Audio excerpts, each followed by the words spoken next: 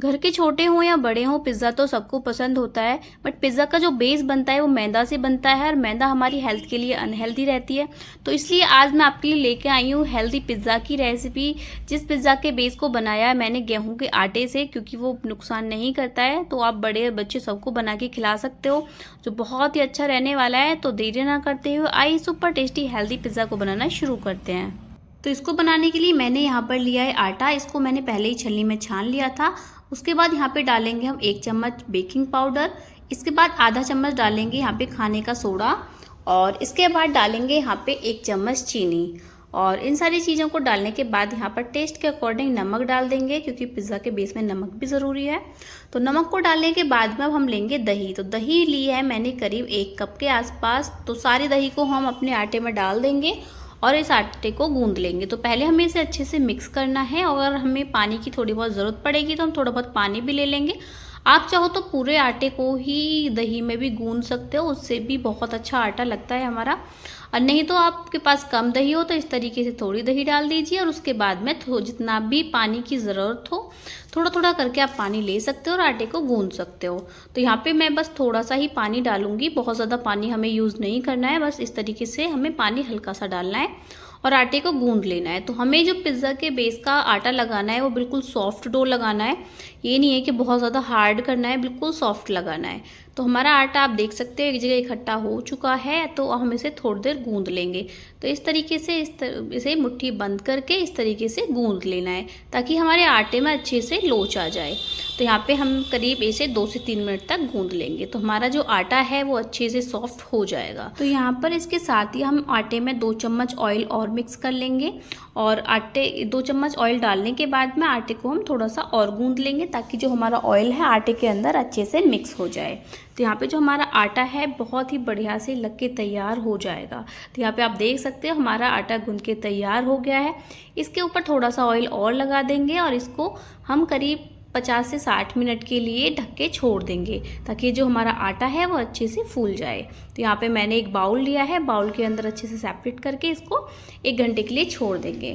तो यहाँ पे 1 घंटा हमारे आटे को रखे हुए हो गया है। तो यहाँ पे आप देख सकते हो हमारा जो आटा था बिल्कुल सॉफ्ट हो रहा है, और यहाँ पे काफ़ी फूल भी गया है। तो यहाँ पे आप देख सकते हो कितना हमारा आटा फूला फूला सा हो गया है। जो हमने सोडा और बेकिंग पाउडर जो डाले थे इसमें, उसकी वजह से ये आटा हुआ है इस तरीके से। तो यहाँ पे आप देख सकते हो हमारा आटा बिल्कुल परफेक्ट है। तो हम इसे यहाँ पे 1 मिनट और गूंद लेंगे बस थोड़ा सा, ताकि जो हमारा आटा है वो अच्छे से सॉफ्ट हो जाए। तो यहाँ पे आप देख सकते हो हमारा जो आटा है वो बिल्कुल बढ़िया बनके तैयार हो गया है। और हम क्या करेंगे कि अपने आटे को गूंदने के बाद इसमें से लोई बनाएंगे। तो जितना बड़ा आप पिज़्ज़ा बनाना चाहते हो उसी के अकॉर्डिंग यहाँ पे आप लोई बना सकते हो। तो मैंने यहाँ पे एक बड़ी सी लोई तोड़ ली है अपने आटे में से, और जो बाकी का आटा बचा हुआ है उसको बाउल में रख के फिर हम ढक के छोड़ देंगे। नहीं तो जो हमारा आटा होता है फिर उसके ऊपर सूखी सूखी पापड़ी आ जाती है, तो हमें उस आटे को ढक के छोड़ देना है। और एक जो पिज़्ज़ा हमने बनाना है उसके लिए मोटी सी लोई तोड़ ली है। तो यहाँ पे हमने थोड़ा सा सूखा आटा लगा के चकले बेलन की मदद से हम इसको थोड़ा सा बेल लेंगे।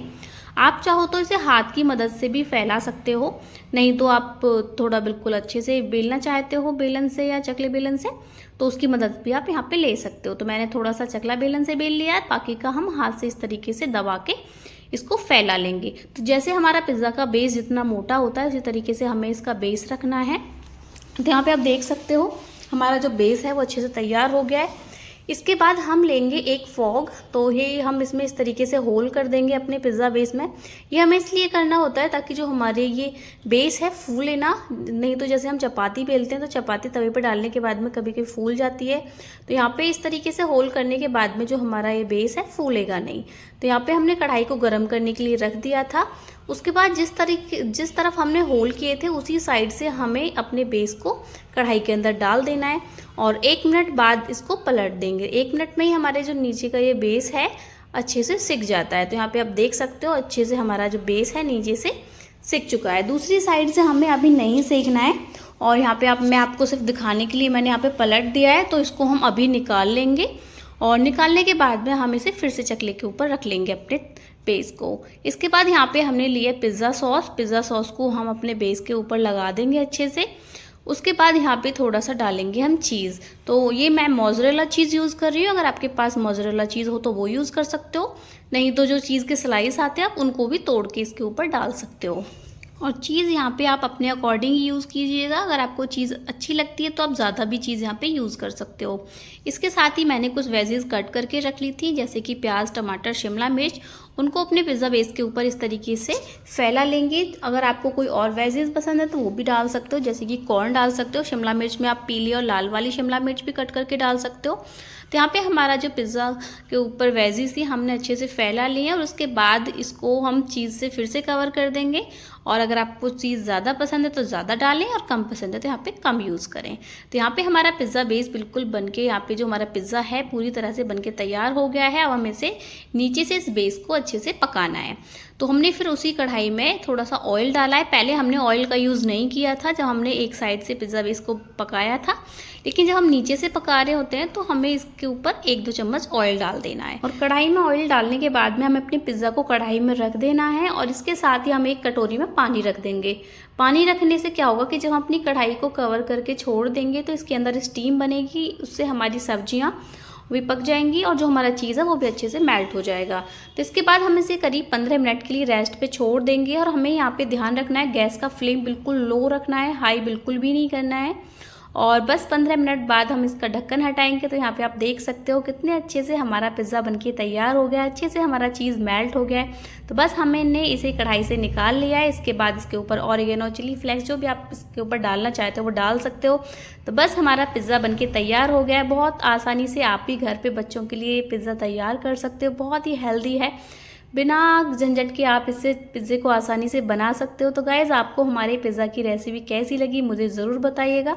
अगर आपको हमारे पिज़्ज़ा की रेसिपी पसंद आई है तो प्लीज़ मेरी वीडियो को लाइक कीजिएगा, शेयर कीजिएगा और मुझे कमेंट्स भी ज़रूर कीजिएगा। तो मिलते हैं नई रेसिपी के साथ, तब तक के लिए बाय बाय।